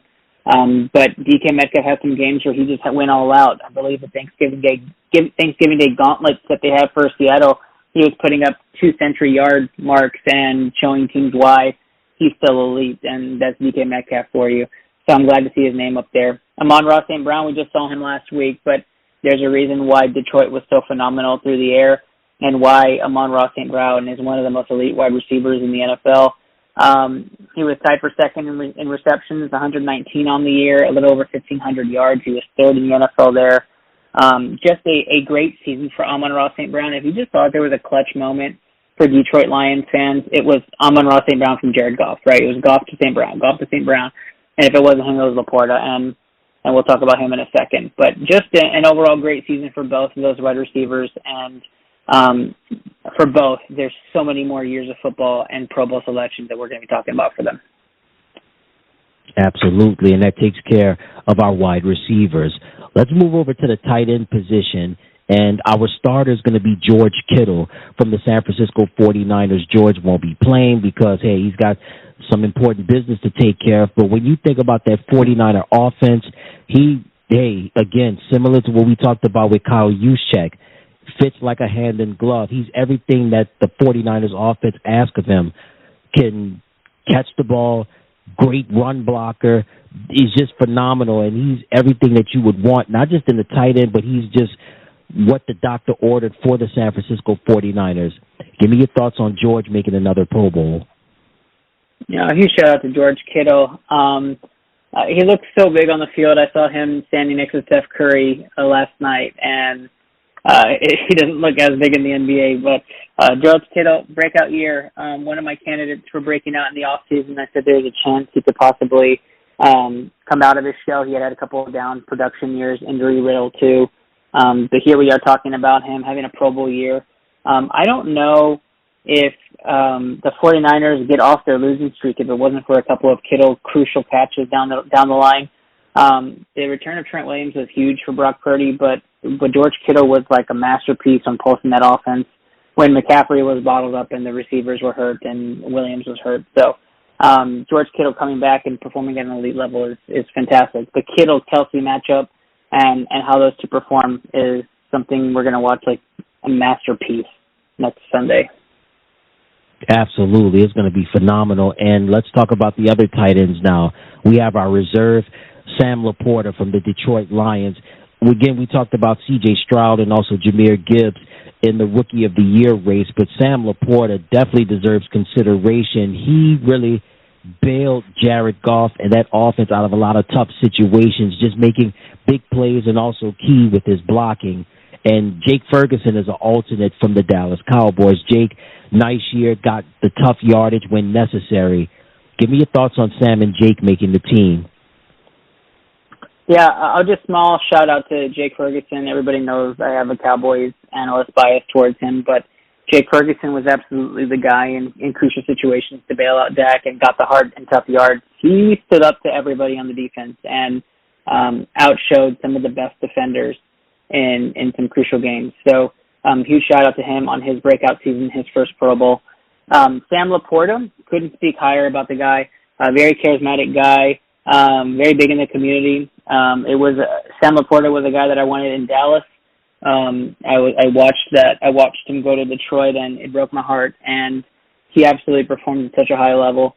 I couldn't be more excited for the fit of Sam Laporta, and being his rookie year and performing so well. We're going to be talking about him for at least 15 more years. The fit's just phenomenal, and as long as they put a quarterback behind center that can get him the ball, Sam Laporta will have 1,000-yard seasons for the rest of his career. Yeah, he's going to be very productive, and he's just going to be great for years to come, and that takes care of our tight ends. Let's move over to the offensive tackle position. Our starters, there's some good ones. We've got Trent Williams from the San Francisco 49ers. Of course, Trent will not be playing because he's got a big one to prepare for. And Lane Johnson from the Philadelphia Eagles. Again, another solid year for Lane. Give me your thoughts on those gentlemen making the Pro Bowl. Absolutely. Trent Williams, I've said it a couple of times, but he's the MVP of the 49ers. Trent Williams goes, the 49ers goes. So pray for health if you're a Niners fan and watch them go as far as they can and hopefully win a ship for you guys this upcoming weekend. I like to talk about it earlier, but the pancake ratio, I always like to talk about my pancake ratio. Trent Williams doesn't have a high ratio, and some people would say this is a skew in the statistic, but the reason is because nobody gets him. Like, nobody gets to him. He doesn't have the opportunity to do it. It's very much the Richard Sherman effect, where people don't throw to him, people don't rush at him, and they kind of leave that line isolated. So just a big compliment to the big guy. All right, and then let's move over to our reserve and alternate. Our reserve is going to be Penei Sewell from the Detroit Lions. Again, another monster year for the Lions, and you got to reward one of those key offensive linemen for the Lions, and that's Penei Sewell. And the alternate is going to be Tristan Wirfs from the Tampa Bay Buccaneers. Again, another effective year for Tristan, especially all things considered with, I guess you could say, the resurgence of Baker Mayfield. Your thoughts on those gentlemen making the roster? No, Sewell is a Lions player that a lot of people idolize in Detroit, and Lane Johnson has been a player that's known in Philadelphia to be one of the the toughest dudes there. They also have similar ratios where they're not kind of top performing on the NFC side of the ball. But the guy I want to focus on is Tristan Wirfs. So I remember when Tampa drafted him, and there was going to be a huge reliance for Tom Brady of Tristan Wirfs. And he continues to play at a Pro Bowl level. I was the pancake ratio for Wirfs, number 3 in the league. He continues to play elite football and be that staple on the left side of the line so that nobody can really attack from that side and hit a blind spot. They do move him around a little bit, and that's been kind of the fun part about Tristan Wirfs, is that they swing him sometimes and lead him out, and they found success with that, especially with Baker Mayfield.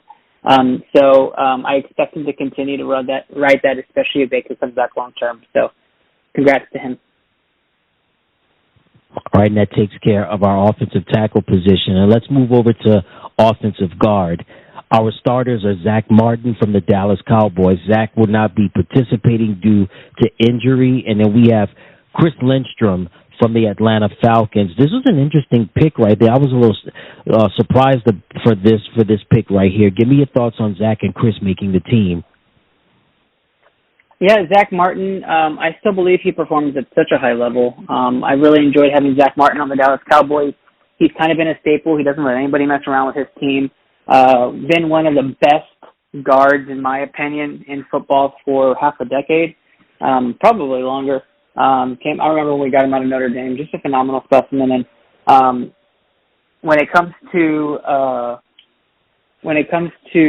Chris Lindstrom, if you don't watch the Falcons very much, you'll notice that Bijan Robinson's rookie season was really geared on running between the hashes, and Lindstrom was a big piece to that. He's really known for his pass blocking, but Bijan and him had some sort of chemistry, and I noticed that, so I decided to dig in a little bit before today's show, and I found that Bijan Robinson ran the ball 64% of the time behind Lindstrom, which is a crazy stat. It actually leads the league in which gap running backs use the most. But it also provides some predictability, so maybe that's why Bijan wasn't getting as many effective carries as he was. But Atlanta likes to use Lindstrom in the run. Maybe they were trying a new set, but we'll see if that continues. So shout out to him.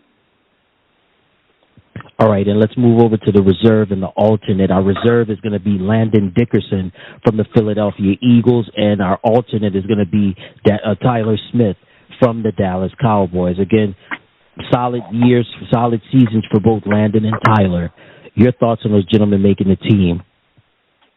Yeah, not to skew to my Cowboys bias, but Tyler Smith, phenomenal year. Obviously, you have a good problem in Dallas if both your guards are Pro Bowlers.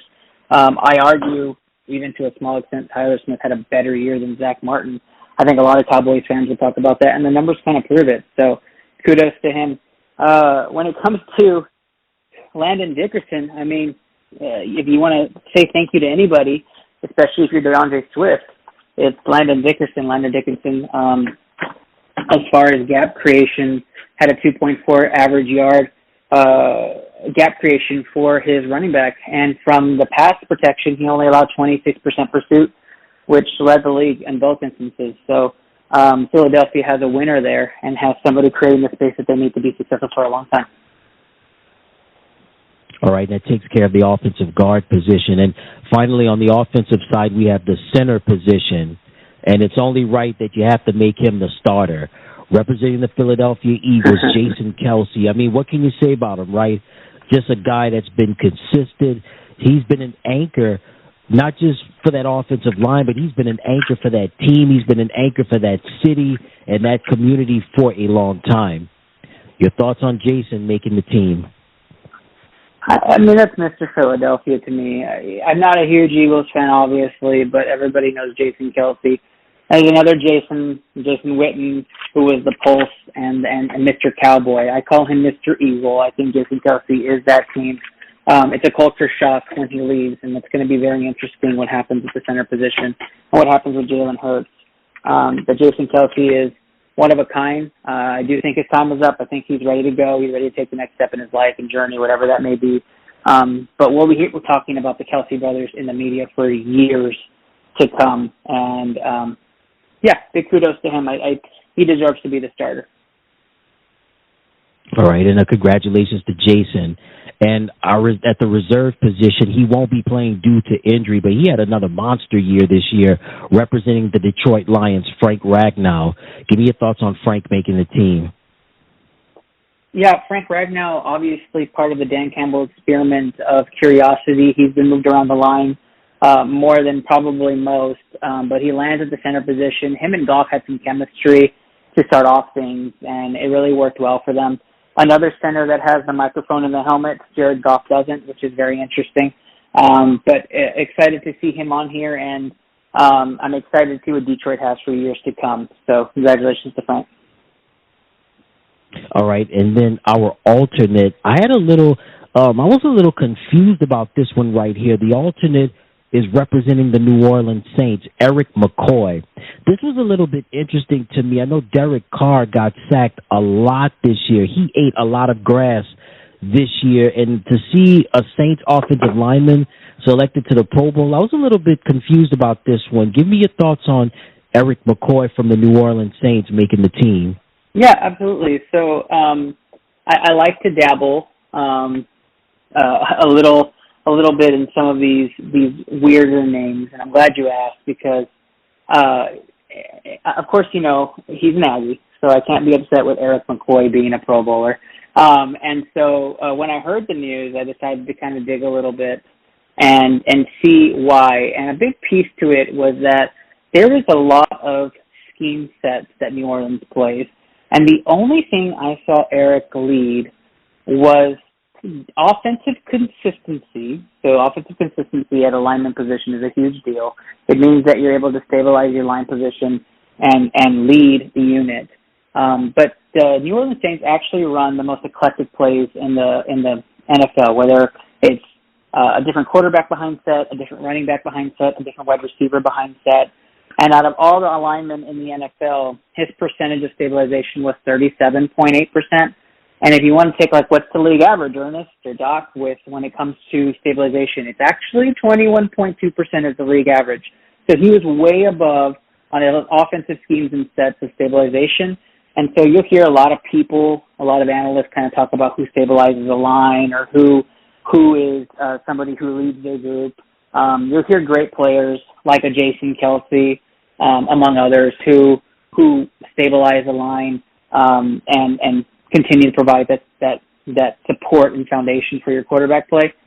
And so that's where he leads in. I didn't really find any other unique stat to him where he was performing in top 10. Of course, the Saints kind of struggled at the offensive line position, so there's not a lot to write home about, but that would be one key stat for him. All right, and there it is, and that's the offensive side of there's the offensive roster for the NFC. Let's move over to the defense now, and the defensive end position. The starters are going to be Nick Bosa from the San Francisco 49ers. He won't be playing because he's going to be with his team handling some business, and Montez Sweat representing the Chicago Bears. The Washington Commanders, they lost Montez. They was huge on the defensive side, but the Bears, they got somebody big. You know, the Bears, they love their defenders. Defense, running game, toughness, that's their M.O. Montez had a nice year for the Bears. Nick Bosa, hey, at the peak of his powers right now, what can you say about him, right? Give me your thoughts on Nick and Montez making the team. Nick Bosa's, I think, talent speaks for itself. He's a top 10 leader when it comes to tackles in the NFL. He's a top 10 leader when it comes to plays on the field, barring injury games. I do enjoy watching the Bosa's play in their respective positions, so very glad to see Nick back on there. Montez Sweat felt like a stretch to me. He doesn't have any key statistics that place him in elite level positions for a defensive end position. He came to Chicago and played at a Pro Bowl level the second half of the year, and maybe by name and recognition of big playability, you would see his name in here. But to me, this was a stretch pick for Pro Bowl selections. I'm glad he got a chance to do it, and he's getting a selection. But Montez Sweat will be very good for years to come. He'll be a multi-time Pro Bowler, probably the rest of his career if he continues to play the way he does. There's just a lot of other defensive ends especially in the NFC, I probably would have put ahead of him. All right, that takes care of the starters. Now, our reserve defensive end, we have Aiden Hutchinson from the Detroit Lions. You talking about a guy that has a motor and just doesn't stop. I mean, we talk about a generational talent, somebody I think that's going to be great for over a decade. Aiden Hutchinson representing the Detroit Lions, and then the alternate representing the Dallas Cowboys had another solid season, and that's DeMarcus Lawrence. Your thoughts on Aiden and DeMarcus making the team? So here's an example of two guys who probably should have deserved starter honors above Montez Sweat. Aiden Hutchinson is the TJ Watt of the Detroit Lions on the NFC side of things. I think you can plug both those people opposite teams, you get the same effect. I think Aiden Hutchinson is going to be a force for the next 15 years. Even when he's on the field for a limited amount of time in his late 30s, he's going to be a force, very similar to Von Miller.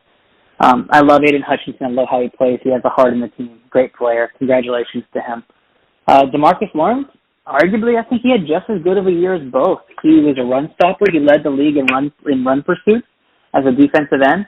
He had the better of stats than even Micah Parsons on the Dallas Cowboys, and that speaks a lot. He has a mentorship role. He's a captain. I think that DeMarcus Lawrence kind of gets undersold because Micah Parsons overshadows him a bit, but the Dallas Cowboys are in no games without DeMarcus Lawrence performing the way he did. Back-to-back seasons, DeMarcus Lawrence, I think, has the undervalued tag, and easily could have been a starter. So I'm glad he's on the roster. Absolutely, and then that's the defensive end position. Let's move over to the defensive tackle position now. And our starters, we have representing the New York Giants, Dexter Lawrence. Man, what a dumpster fire of a year for the Giants. I mean, they had their bright spots with Saquon Barkley, and then the quarterback position was flustered. However, we had shades of Tommy DeVito coming out of nowhere, being a feel-good story. But Dexter Lawrence was just one of the few bright spots for the G-men this year. And, of course, Aaron Donald representing the Los Angeles Rams. He won't be participating due to injury, but hey, what's not to love about Aaron Donald, right? Or just a generational talent. Your thoughts on those gentlemen making the team? Yeah, I don't think I need to go into what Aaron Donald's on the team. Aaron Donald, and the guy is just like Chris Jones. He should never not be on the team. Just plug him in every year. Just a different force, and he wears that invisibility cloak, so you can't even see him half the time. So Aaron Donald all the way. Dexter Lawrence, crazy great pick for the Giants, and he'll have a phenomenal career and continue to have phenomenal numbers in New York. There's not, like you said, there's not a ton of bright spots for New York this year. Kind of a crazy downward spiral from last season. But Dexter Lawrence is a big piece to why the Giants have some sort of success on the defensive line. All right, and then let's move over to the reserve and the alternates. First, for the reserves, we have Javon Hargrave representing the San Francisco 49ers. Of course, Javon won't be participating because he's going to be with his team trying to win a Lombardi. And the alternates, Kenny Clark from the Green Bay Packers. Kenny had a very good year for the Packers, although they had some chinks in the armor in the defensive side, but he was one of the few bright spots for that team. And what a dumpster fire of a year it was for the Carolina Panthers. But Derek Brown, the Carolina wasn't on TV much this year, but the Panthers games that I did see, it was hit or miss for me when it came to Derek Brown. But nevertheless, he makes the Pro Bowl. Give me your thoughts on those gentlemen making the team. Yeah, I think you hit the nail on the head with the fact that Kenny Clark is in this game, right? Kenny Clark is proved the second half of the year that he belonged with the elites. I hadn't heard a lot about Kenny Clark until Green Bay started making their run, and you start looking at who were key components of that run and tackles in the clutch. I've talked about tackles in the clutch on the show quite a bit, but he's one too, right? His tackles in the clutch percentage are around 72%. When the Packers needed a play done, 7 out of 10 plays, Kenny Clark was involved. That's crazy. He is very much glued to the football where it's at on the defensive side of things. And I think that's why you see him on here and why you'll see his name probably for years to come as long as his production continues and he continues to be involved in plays. Javon Hargrave, good luck this weekend or next weekend. I think the Niners and Chiefs are very evenly matched. I'm very excited. Good luck to the Niners. Obviously a big piece to why they're there. Hargrave is a name everybody knows. For years of watching the Niners, they're one of the elite teams in the NFL. So huge kudos and good luck to you this weekend. All right, that takes care of defensive tackle. Let's move over to the outside linebacker position. Our starters are going to be Danielle Hunter from the Minnesota Vikings. Again, when you think of Minnesota, right, their bread and butter for a long time has been defense. That's been one of the cornerstones of that team. And Danielle Hunter, consistent, solid every year, no surprise. And, of course, as Skip Bayless would say, 11 from heaven, Micah Parsons from the Dallas Cowboys. I mean, Micah, hey, he talks the talk on the field. He's a generational talent. Some of his, in my opinion, the social media stuff, off the field stuff, a bit of distraction, but hey, nevertheless, he makes a Pro Bowl team. Give me your thoughts on Micah and Danielle making the team. Yeah, Micah Parsons, I think, is just worldly, right? I never seen anything like him on the field. When he's engaged, he's one of the best players. We all have extracurriculars. My side gig is sports analytics, so I get it. I won't say it's a distraction, but I will say that I would have much seen a better engaged Micah in the divisional round. In the wild card round of the playoffs this year. So I'll just leave it at that.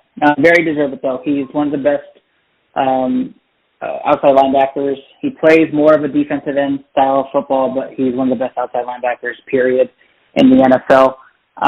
Danielle Hunter, we've heard the name. We've heard it for years. Had an amazing year. Led the league in pursuits. Led the league in clutch tackle situations. As you know, the Vikings like to play in close games. Just this year, it didn't go their way. They lost a lot of those. But Danielle Hunter is one of those players that you'll continue to hear until he's ready to end his career. And that takes care of our starters for the outside linebacker position with Micah Parsons and Danielle Hunter. And let's talk about the reserve now. We have representing the Philadelphia Eagles, Hassan Reddick. Again, the Eagles' defense, a lot of chinks in the armor this year, but Hassan was one of the few bright spots. Just give me your thoughts on him making the team. Yeah, absolutely. I mean, just doing everything that needed to be done. From a stability standpoint, you won't find a better player for a better team. And excited to see the Pro Bowl on the docket for the 2023 season.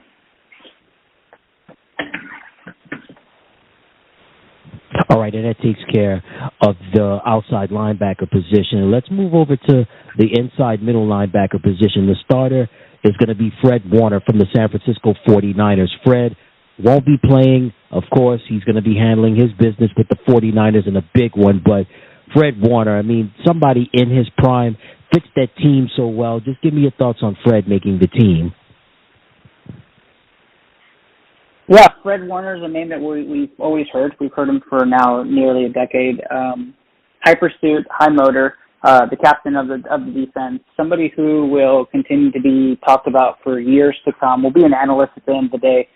Big character inside of the locker room to the Niners, and people have said Fred Warner is kind of the pulse of that Niners defense and that team. So excited to wish him luck again.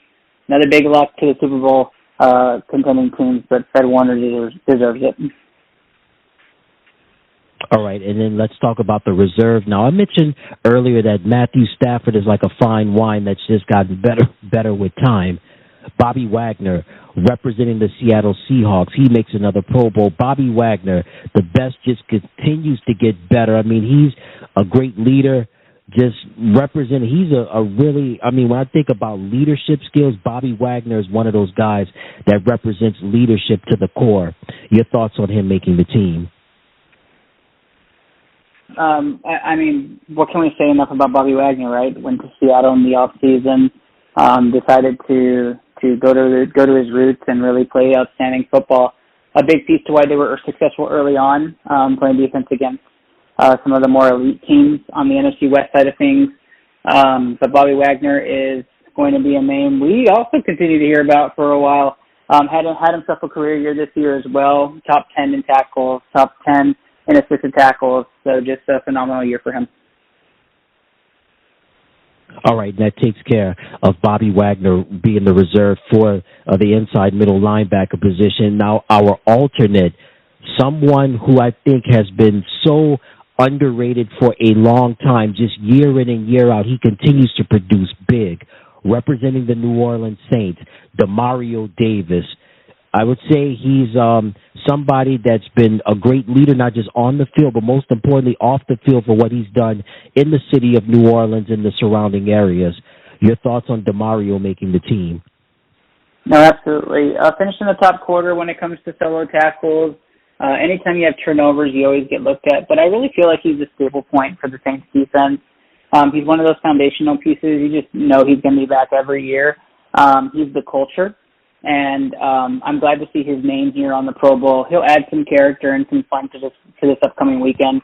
And big shout-out and congratulations to him. I know it's not easy right now in New Orleans, so I'm glad he's still around to showcase his talent. All right, and that takes care of the inside middle linebacker position. All right, our cornerback position, our starters are going to be Deron Bland from the Dallas Cowboys. Boy, Deron had an interesting season this year, particularly during the first half of the year. I mean, he really had that game where he went off. I believe it was the game against Seattle on Thursday night where he scored had a couple of pick sixes for a touchdown, I believe, and he was an early candidate for the league defensive player of the year. But Deron Bland makes a Pro Bowl, and then Charvarius Ward from the San Francisco 49ers. Again, he won't be playing because he's got something big to prepare for, but give me your thoughts on Deron and Charvarius making the team.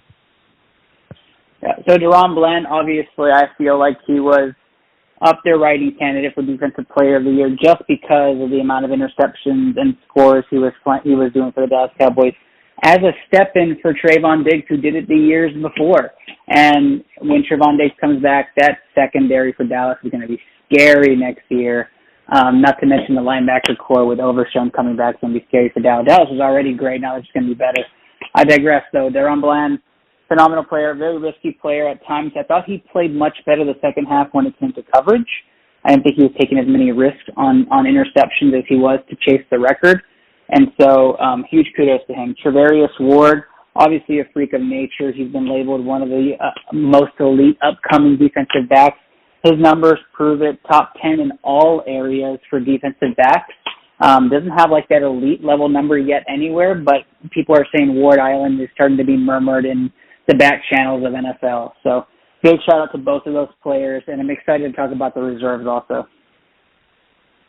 All right, and let's do that. So the reserves, we have Jalen Johnson from the Chicago Bears. A quiet year for Jalen, kind of under the radar a little bit.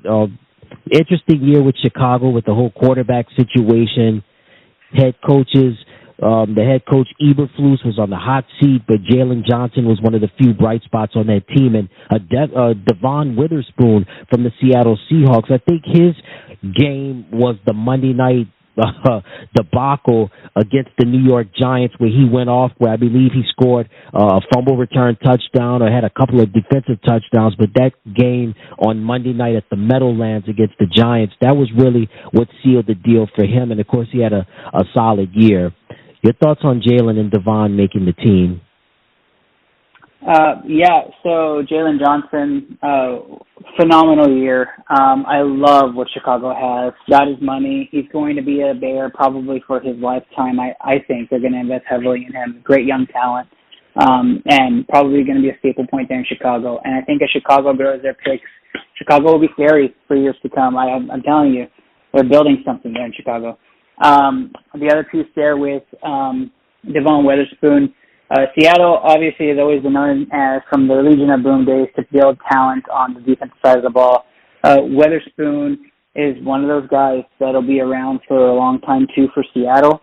Love the exploiting that he would do for quarterbacks. I loved the amount of play calling that the Seattle coordinators had for Witherspoon, putting him against number one wideouts. He had the number one press rate against wideouts at 42.5%. And what all that means is that he played up at the line against receivers like A.J. Brown, like the Deebo Samuels of the world, and didn't shy really, the CeeDee Lambs of the world, and didn't shy away from those assignments. Doesn't matter the stats behind it, but the press rate's impressive. All right, and then we have our alternate representing the Philadelphia Eagles, Darius Big Play Slay. So again, the Eagles defense was just carved up this year. I mean, a lot of chinks in the armor, but one of the few bright spots on the Eagles defense was Darius Slay. Give me your thoughts on Darius making another Pro Bowl. Yeah, absolutely. Darius Slay is still elite. I think Darius Slay still has a lot of gas left in the tank when it comes to staying at an elite level, and he really plays like he has a chip on his shoulder still. The stats aren't entirely there for Darius Slay, but a lot of quarterbacks shy away from throwing his direction. Not so much in the NFC East, but in other interconference plays and interdivisional plays they do. Darius Slay has his worst numbers against NFC East opponents, probably because they see him more often. But Darius Slay, obviously top-level talent, probably wishes he was still in Detroit a little bit. It's my opinion, but I'm glad he's getting recognition for his great play. All right, and that takes care of the cornerback position. Let's move over now to the free safety position. Jesse Bates is going to be the starter representing the Atlanta Falcons. I know the Cincinnati Bengals really missed him this year, and that was tough to lose him due to free agency, but a monster year for him this year with the Atlanta Falcons. Your thoughts on Jesse making the team? No, I thought Jesse Bates was phenomenal for Atlanta. You know, there weren't a ton of, really big, impressive spots for the Falcons defense. I thought they had a pretty good year. Led the division for a good portion of it. And I seriously thought they actually had a chance to win it. But then ultimately failed so. But Jesse Bates was a big piece to that. Big staple at the safety position. It looks like I'm looking over some of his numbers right now. I'm not as familiar with Jesse's play, but it looks like he was top 15 and top 20 in some key categories for the safety position, like pursuits, like tackles. And so just big shout out to him, and I assume we'll probably see his name for a while. All right, and then that takes care of the free safety position. Let's move over now to the last position on the defensive side, which is strong safety. Our starter is going to be Budda Baker from the Arizona Cardinals. Quiet year for Budda with the Cardinals.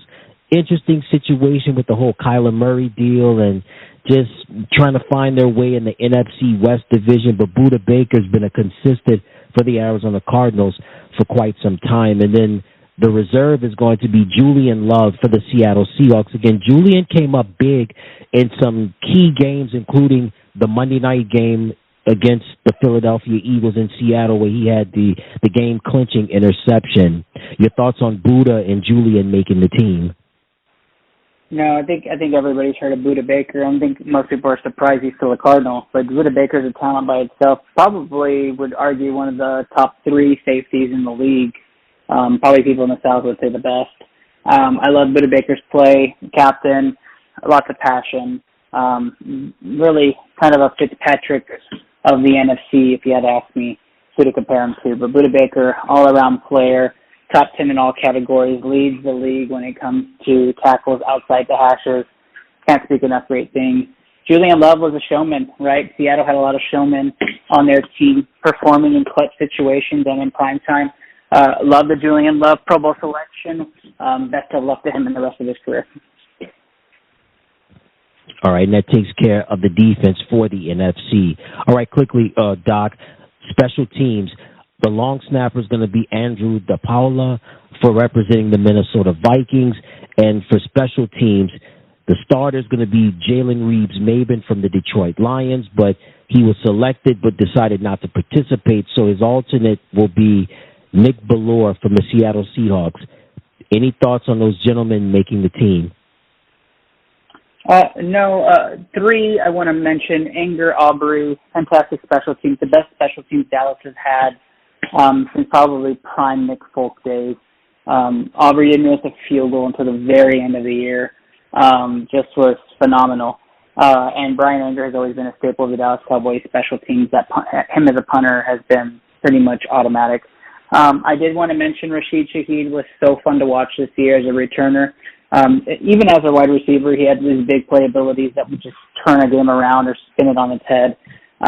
So this is one of many for Shaheed, and if he plays his cards right and continues to build, could be seeing himself as a Pro Bowl as a receiver in years to come. We talk about Tyreek Hill being being the fastest player in the NFL. Man, Rashid Shaheed representing the New Orleans Saints. I mean, he has lightning blazing speed too. And we talked about him this year.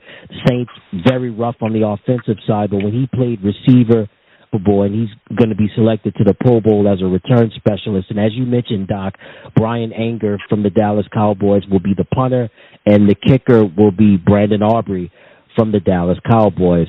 So great work as always. You heard it from him. He's Ernest, Doc E. Silva. He's the host of the Into the Lab podcast for the BCMG, the Blue Collar Media Group. Again, thank you, Doc, for taking your time out of your busy schedule to be with us on the program. Just tell everybody quickly what's up or going on over on at Into the Lab. Absolutely, yeah. Into the Lab, we're featured on Tuesday nights at 8:30 p.m. Central Time. That's our usual MO. Huge thank you for being on the show. And, of course, I look forward to having you back on Into the Lab also so we can talk some shop. Oh, man, awesome. Just let me know ahead of time, and I'll definitely be there. Thank you again. And tell everybody where they can find you on social media, Into the Lab podcast, any websites. Let the listeners know that. Absolutely. You can catch us at www.bcmg.com/Into-the-Lab-Pod, or just search at Into the Lab Pod on any social platform, and at the Sport Gene on Twitch.tv. You heard it from him. He is Ernest Silva. I should say Dr. Ernest Silva, a.k.a. Doc E. He is the host of the Into the Lab podcast for his company called BCMG, Blue Collar Media Group. Check him out. Doc, as always, thank you so much once again. If ever you want to come back on, just feel free to let us know. Absolutely. Anytime at all. I appreciate you having me. Likewise.